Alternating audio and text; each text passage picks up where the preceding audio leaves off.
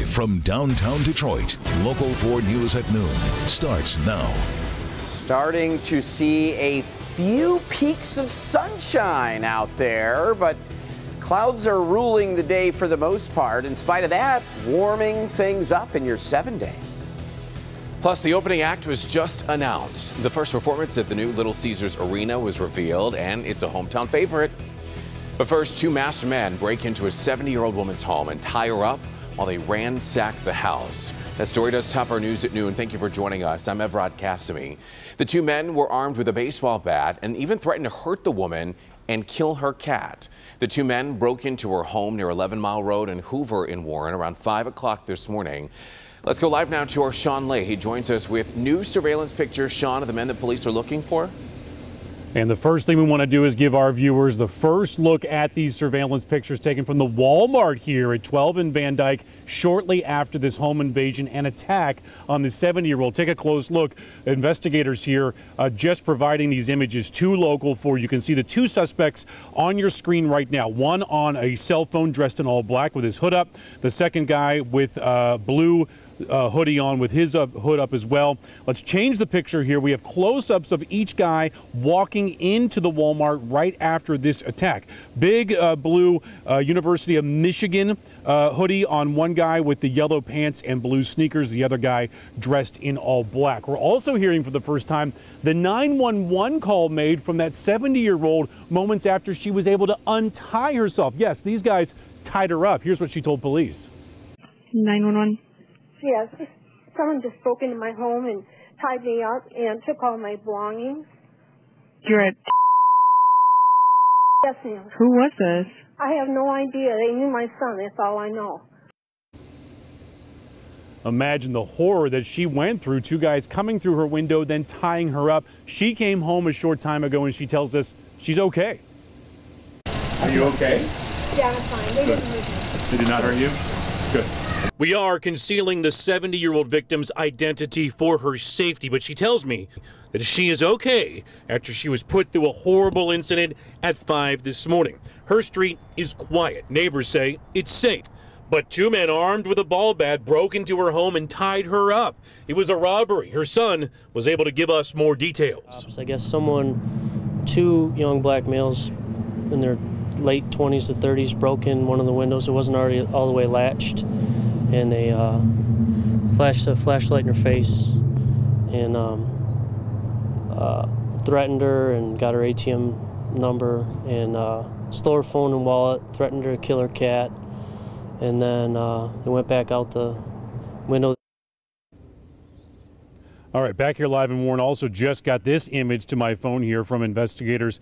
A silver-looking family minivan and one of the suspects exiting that van right outside the Walmart where these guys, it is alleged that they took this 70-year-old woman's bank card, emptied her account, about $150 in there, and then charged up a bunch of stuff at that Walmart. Police all over this area looking for those two young-looking men right now. Evrod, back to you. Oh, well, hopefully, Sean, somebody will recognize them, maybe even the vehicle that they were using to get into that Walmart. Now, let's talk about the investigation because I understand that it could be expanding.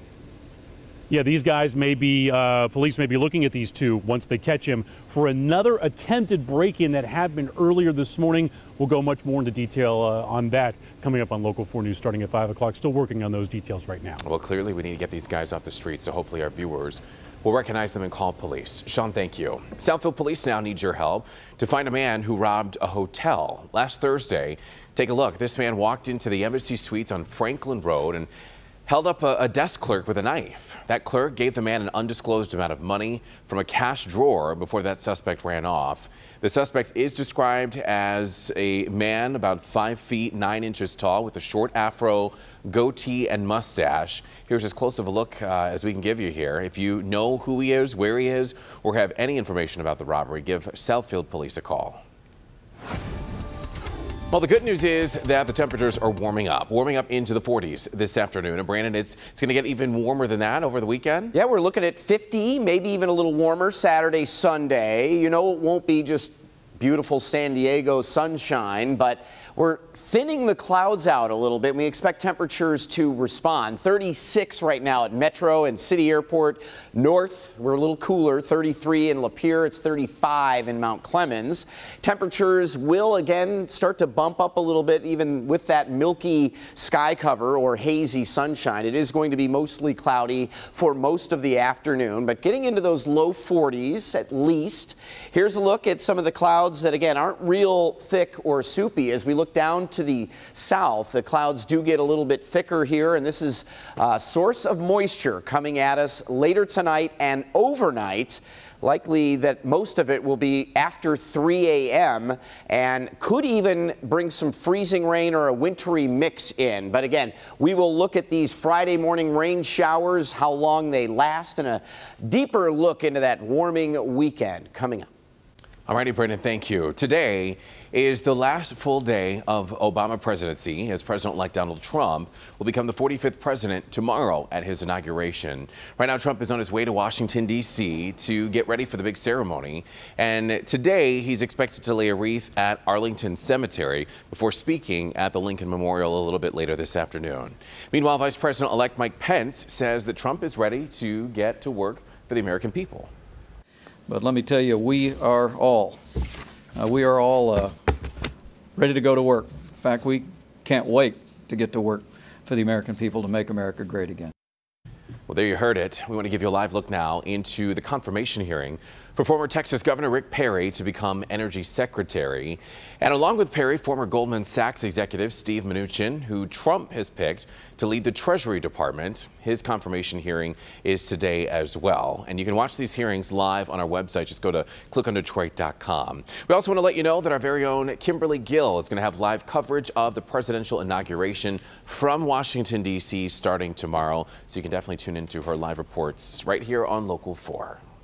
The new Little Caesars Arena will open in September, and now we know who the first big act will be. Priya Mann is joining us live now outside of Little Caesars Arena with today's big announcement that Kid Rock is going to open the new arena. Priya, I know you and I were hoping for Big Sean or Eminem, but we'll take Kid Rock.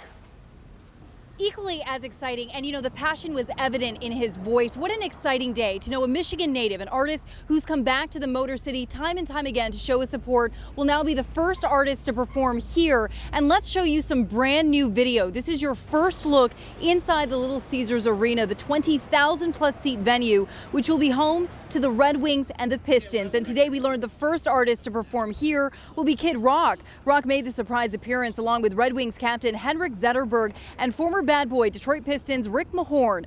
Construction crews stopped working briefly as the Ilitch family and the rock star made the announcement. The Metro Detroit native will have 4 shows here on September 12th, 13th, 15th, and 16th. Take a listen to what he had to say.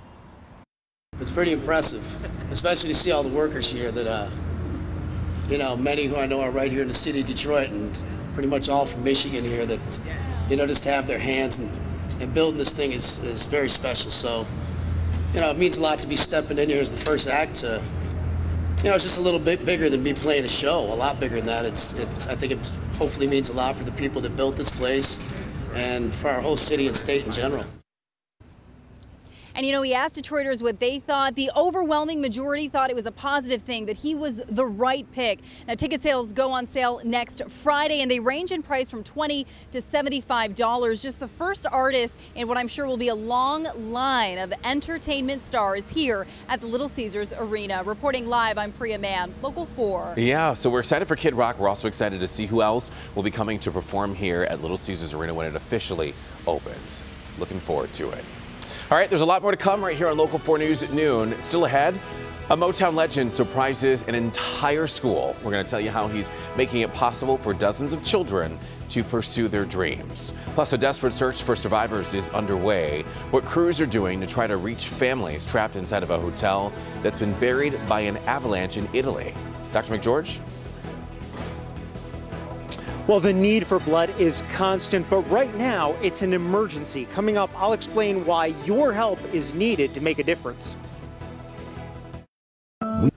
Welcome back, everybody. All day long, we want to let you know Gardner White stores all across Metro Detroit will be holding blood drives for the American Red Cross. And our Dr. Frank McGeorge joins us from the Gardner White store in Auburn Hills. And Doctor, blood donations right now are desperately needed.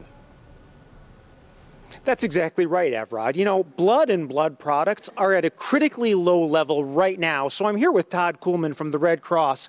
Todd, tell us why this emergency is so much worse than any other time.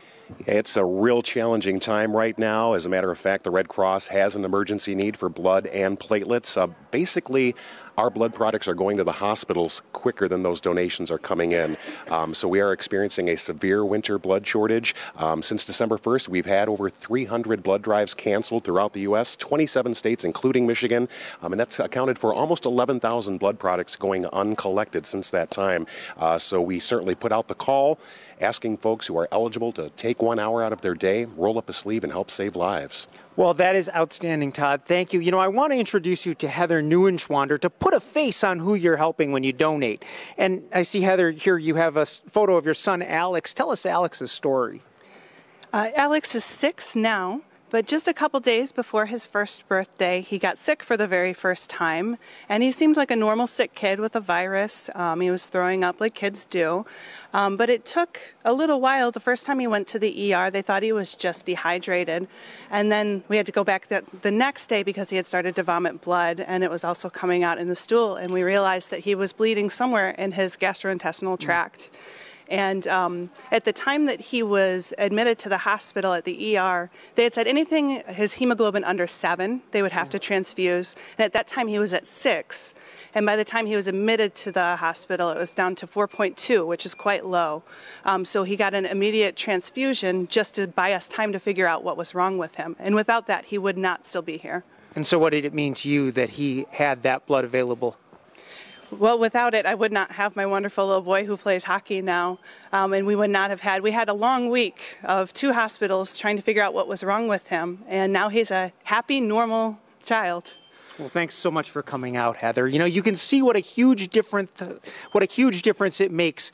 Donate blood, help save lives. You know, the need could be yours. It could be a loved one. It could be anybody. It could be Alex. Reporting live from Gardner White in Auburn Hills, I'm Dr. Frank McGeorge. Back to you.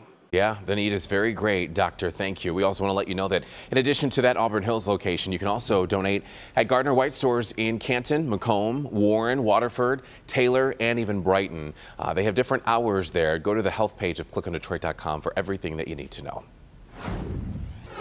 And now to a developing story in Italy, where rescue efforts are underway after a deadly avalanche plowed into a resort in the central region of the country. Officials say that at least 1 person is dead and up to 30 people might still be buried in the snow. A base camp for rescue workers has been set up in a nearby town where ambulances waited for plows to clear the winding, snow-clogged road leading to that 4-story hotel. A Motown legend makes a dream come true for dozens of music students. We've got the life-changing donation still ahead. Brandon? Looking ahead to the weekend and just before the weekend, warming things up. You see temperatures right now in the 30s here, but 40s to the south and rain to the south. And we're tracking it all for you coming up next. A local cop caught on tape beating a defenseless motorist is coming home from prison. On Tuesday, William Melendez will be a free man. If that video wasn't there, I wouldn't be sitting here today. Only on Local 4, his victim is speaking out about being pulled over, punched out, and watching charges against him dropped and put on the cop who pulled him over. I think he's a changed person. Floyd Dent shares his feelings as the cop who assaulted him is set to be freed. The Defenders tonight at 11. We're concerned. All right, welcome back, everybody. Turning to the forecast now. We're getting warmer, and I'm liking it. Yeah, I mean, listen, if we can't have winter for real, why not just warm things up? know, right? We'd like to shake loose of the clouds. That would certainly help the spirit of things. And if you look closely here, You can see a little bit of sun trying to peek through. The clouds are thinning out, which means temperatures should start responding, and we should get into those low 40s. But here are our 4-zone temperatures. Metro zone, that's Metro Airport, Detroit, Romulus, 36, 35 in Howell at our west zone, Monroe at 35 as well down south, and Port Huron stuck in the thicker clouds, 32 degrees, but should be heading up to near that 40-degree mark even in our north zone, especially as these clouds thin out. It's not going to be a big, bright, sunny kind of afternoon, but a little bit goes a long way. Here are the two parts that you need to lock in, at least for the short term. And part one is this afternoon, low 40s, decent day today, and then overnight. This part here, very important. Probably not until 4 or 5 in the morning. Rain will be coming in. Temperatures close to freezing, so we need to watch for at least a brief chance for a little wintry mix, maybe a little freezing rain, and I'll highlight that here for you in just a second. Meantime, if you're heading out and about to do a little afternoon walk or running errands, anything like that, pretty good shape here. Again, you're starting to see some holes showing up in the satellite picture here, and the brighter whites down through southern Illinois. These are thicker clouds with the rain showers that are streaming out of the Gulf of Mexico. Flooding rains in Texas over the last couple of days, now starting to get on the move. And again, won't be until probably sometime around 4 or 5 o'clock Friday morning till this starts coming in. Here is proof. This afternoon, again, we're dry. We're in pretty good shape as we head into 4 or 5 o'clock tomorrow morning, coming up from the south zone and west zone first. And we may fight with drier air to get going here until maybe 6 or 7.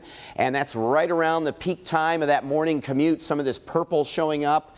This could be some of that freezing rain, maybe a little bit of sleet mixed in. It should transition again quickly back to rain, and then just after lunch, lifting north and out of here. The winter blast starts at 4 p.m. tomorrow.